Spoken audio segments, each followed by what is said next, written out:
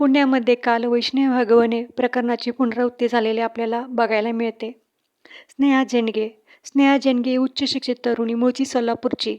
गेल्या वर्षी तिचा विवाह विशाल जेनगे याच्याशी झाला होता.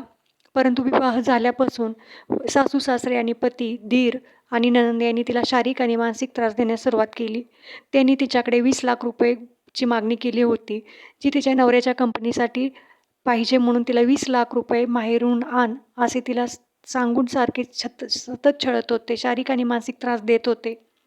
तिच्या माहेरच्या लोकांच्या बरोबर कोणताही संबंध त्यांनी ठेवून दिला नव्हता. ती कुठे राहते हे देखील तिच्या आईवडिलांना माहिती नव्हते.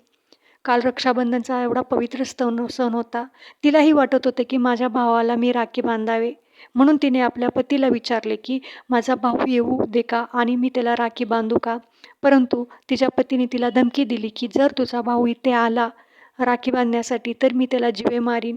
हे ऐकून स्नेहाला धक्का बसला. हे ऐकल्यानंतर तिला डिप्रेशन आलं आणि त्या डिप्रेशनमध्येच तिने गळफास लावून आत्महत्या केली.